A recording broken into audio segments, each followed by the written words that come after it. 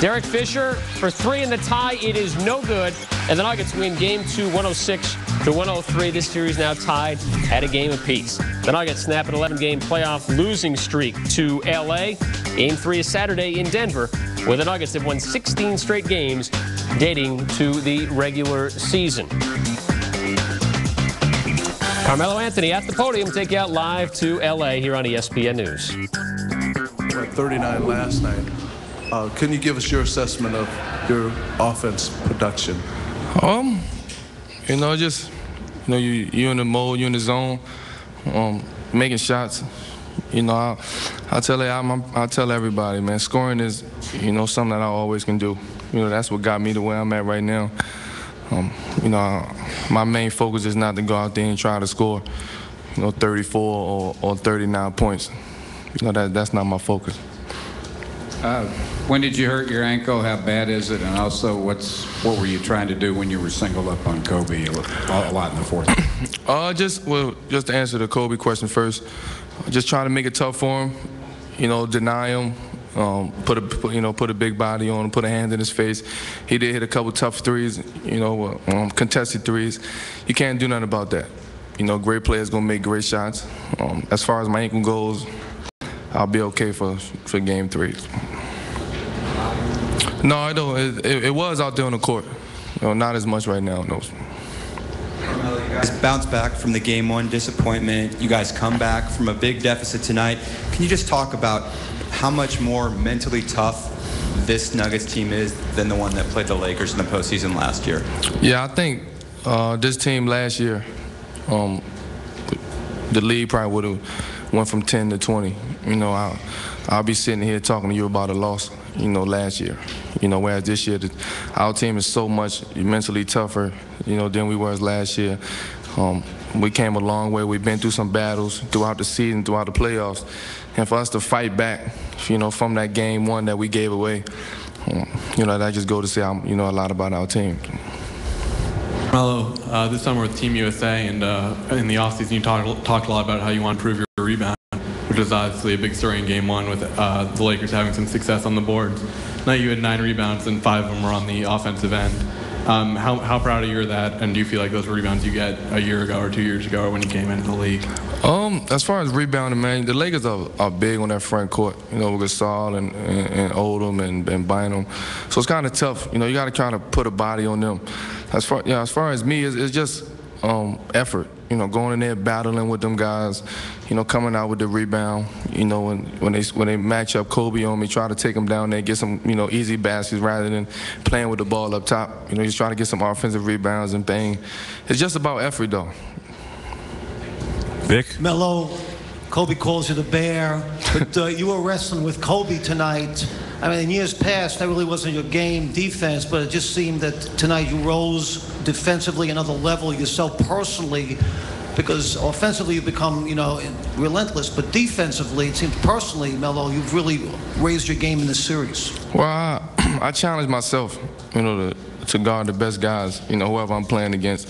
A guy like Kobe, man, is a tough match, for anybody. He's a great player. He's a great scorer, can put the ball in the basket at any given time. So myself is just I'm telling myself, just make it tough for him. Always keep a hand in his face. Try to body him. I know I'm bigger than him. Just try to keep a big body on him. If he make a tough shot with my hand in his face, I can live with that. Ramona? Melo, how much are you and Kobe feeding off each other? I mean, so far in these first 2 games, it's been kind of a dogfight. And the second part of that question is, when you're in the middle of a series like this and a great head-to-head battle, do you realize it in that moment? Do you realize, 10 years from now, I'll be talking about this series? No, I'm not thinking about that. I'm thinking about that game or that play that's about to happen. If I can deny him and get the ball out of his hands, then I feel like I did my job. If he catch it and make a great shot, I can live with that. As long as I got a hand in my face, as long as it's a tough shot, I can live with that too. But I don't, when I'm on that court, I'm not thinking, 10 years from now, people are going to be, thinking about this matchup. I'm thinking about that moment. How much you guys just feeding off each other? I mean, going up against a great player, a great team, you know, that's going to always motivate you to go out there and be your best. You know, yeah, it's Kobe. I'm going up against Kobe, head-to-head matchup, but it's the Nuggets against the Lakers, and you know they're supposed to be the best. We think we the best. We want to be the best in this league. So it's going to always be a battle out there between the two. Kobe said you kind of stole his pull-up jumper from your time during the summer. That jab series that he used to get that three off to tie it at 99, that's your jab series, right? Did he steal that from you? Yeah, we steal a lot of stuff from each other, man. You know, I wouldn't call it stealing, because that's something that me and him, you know, after practice and, you know, in the summertime worked on. You know, 1 dribble pull-up, 2 dribble pull-ups. I'm pretty sure he stole my jab step move too, man. So, you know, we kind of work with each other and kind of take each other moves. Carmello, you almost got game 1, very close game 2. Going back to Denver, how do you think that home court advantage will help your team? Well, we're excited. We can't wait to get back on our court. We've been in LA a little bit too long now. We want to get back home in front of our crowd. We know they're going to be excited for us to, you know, come back and play in front of them, especially winning, you know, a game here on the road. So that crowd going to be exciting Saturday.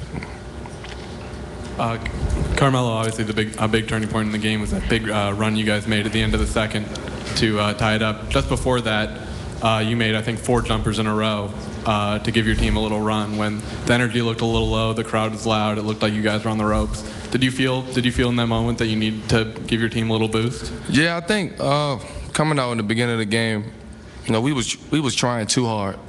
You know, we wasn't even playing the way we know how to play.